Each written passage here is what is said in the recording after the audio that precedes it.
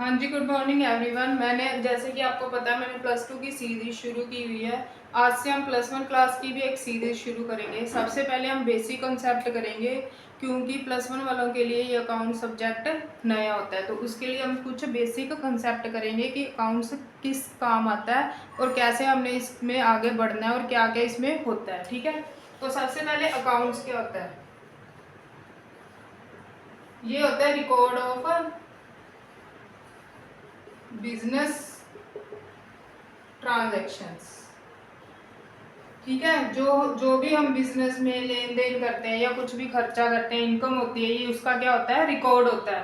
तो सबसे जैसे मान लो आप कोई बिजनेस कर रहे हो, कोई मिस्टर ए है, वो बिजनेस कर रहा है। ठीक है, उसने अपना बिजनेस शुरू किया 1 अप्रैल 2021 को। कब तक चलेगा? 1 साल, 31 मार्च 2022 तक चलेगा। तो वो क्या करेगा, अब इस साल के अंदर उसको क्या प्रॉफिट हुआ, क्या लॉस हुआ, क्या उसकी इनकम हुई, क्या उसके एक्सपेंस खर्चे हुए। ठीक है, ये कैसे पता चलेगा उसको? जब वो क्या प्रिपेयर करेगा, अकाउंट्स प्रिपेयर करेगा। ये हमेशा साल के एंड पे प्रिपेयर होते हैं। क्या होते हैं? साल के एंड में। कई स्टेटमेंट ऐसी भी होती हैं जो मंथली बनती हैं और कई स्टेटमेंट ऐसी होती हैं कि साल के एंड में होती हैं। ये क्यों बनाने जरूरी हैं? अब मान लो मिस्टर ए ने बिजनेस चलाया 5 सालों के लिए, पर उसने इसका कोई रिकॉर्ड नहीं रखा। मिस्टर ए ने 5 सालों के लिए बिजनेस चलाया पर उसने इसका कोई रिकॉर्ड नहीं रखा, तो क्या उससे पता लगेगा कि 5 सालों बाद मुझे क्या प्रॉफिट हुआ तो क्या लॉस हुआ? तो इसलिए हम अकाउंट्स प्रिपेयर करते हैं, ताकि हमें टाइम टू टाइम पता चलता रहे कि क्या हमारे नफ़े हो रहे हैं और क्या हमारा नुकसान हो रहा है, और हम हमारा बिजनेस कैसे और अच्छे से चला सकते हैं। ठीक है, तो ये होता है अकाउंट्स। फिर मान लो कि मिस्टर ए आया, ठीक है, उसने सोचा कि मैं बिजनेस स्टार्ट करता हूँ, तो उसको पैसा चाहिए बिजनेस स्टार्ट करने के लिए। 1 लाख था उसके पास। ठीक है, 1 लाख से तो बिजनेस स्टार्ट होता नहीं, चलो हो भी जाता है, पर उसको ज्यादा नीड थी, उसको 5 लाख चाहिए था। कितना चाहिए था? 5 लाख चाहिए था।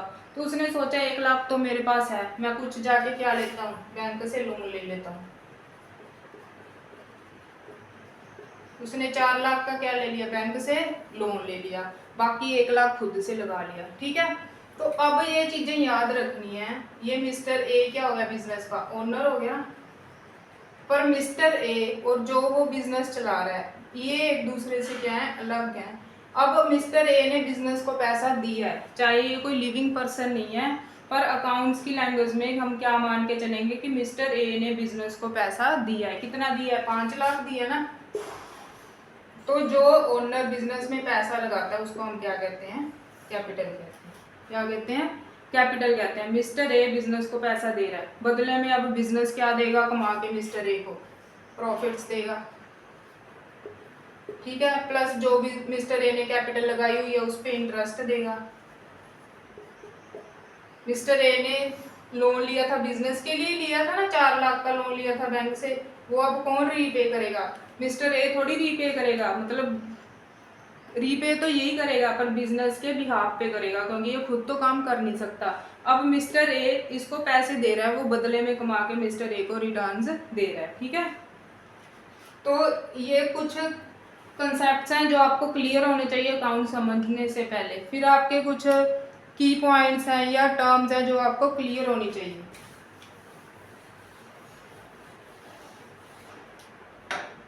जैसे एक होते हैं एसेट्स, जो जिसको हम कहते हैं प्रॉपर्टी। ठीक है, मान लो मिस्टर ए ने बिजनेस स्टार्ट किया था, तो उसके पास बिल्डिंग होगी, अगर कोई मैन्युफैक्चरिंग का बिजनेस है मशीनरी होगी उसके पास, लैंड होगी। ठीक है, ये सारे क्या आते हैं, एसेट्स, जो बिजनेस को फायदा देते हैं, जो बिजनेस की प्रॉपर्टी है। एक होती है लायबिलिटीज। अब मैंने आपको बताया था कि मिस्टर ए ने लोन लिया था, कितना, 4 लाख का। ये क्या होगा, उसका कर्जा हो गया ना। मिस्टर ए के सिर क्या हो गया, कर्जा। तो लायबिलिटीज क्या होती है, बिजनेस का जो कर्जा होता है। एसेट्स होते हैं जो बिजनेस की प्रॉपर्टी होती है। कैपिटल मैंने आपको बता ही दिया। फिर होते हैं डेटर्स, एक होते हैं क्रेडिटर्स। डेटर्स होते हैं जिनसे पैसे हमने लेने हैं।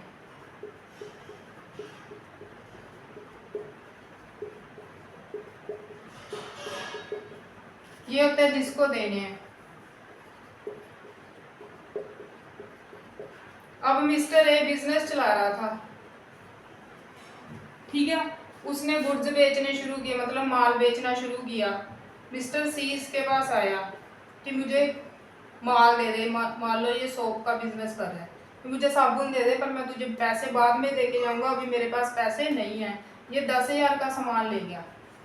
तो अब मिस्टर सी ए के लिए क्या होगा, मिस्टर ए के लिए क्या हो गया, डेटर्स, क्योंकि मिस्टर सी ने मिस्टर ए के पैसे देने हैं। ऐसे ही मान लो मिस्टर ए को कुछ चाहिए था, इसने इसको क्या कर दिया, इससे सामान ले लिया आगे से।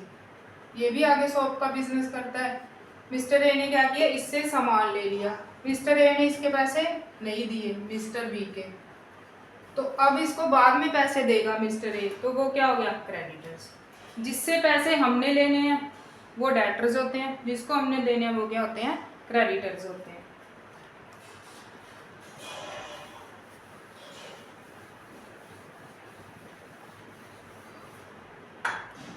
प्रॉफिट लॉस इनकम एक्सपेंसेस, ये कुछ टर्म्स हैं, वो तो आपको पता ही है, ठीक है।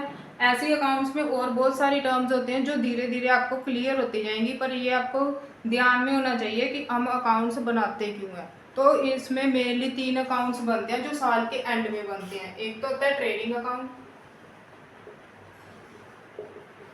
एक होता है प्रॉफिट एंड लॉस अकाउंट बनता है, एक होता है बैलेंस शीट। क्या बनती है, बैलेंस शीट। ये 3 अकाउंट्स बनते हैं। फिर एक टर्म्स होती है स्टॉक। स्टॉक मतलब होते हैं गुड्स, कि मैंने अभी आपको बताया मिस्टर ए का किसका बिजनेस है, शॉप का बिजनेस है ना। जिस चीज में हम डील कर रहे हैं वो उस बिजनेस के लिए क्या होते हैं, गुड्स। स्टॉक होती है कि हमारे पास कितना सोप का सामान पड़ा हुआ है, हमारे पास मान लो 10,000 सोप्स हमारे पास पड़ी हुई हैं, तो हमारे पास स्टॉक कितना पड़ा हुआ है, 10,000 सोप्स।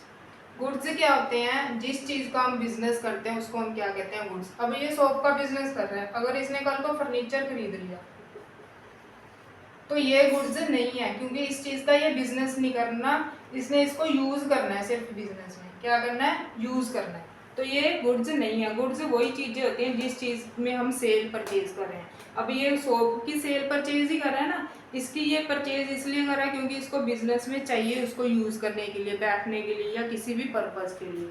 तो ये कुछ बेसिक कॉन्सेप्ट्स हैं। नेक्स्ट वाली वीडियो में हम और क्लैरिटी से और कंसेप्ट्स करेंगे, पर आप इसको ज़्यादा से ज़्यादा लाइक शेयर और सब्सक्राइब करिए, ताकि ज़्यादा से ज़्यादा बच्चों की हेल्प हो सके और आपकी भी हेल्प हो सके।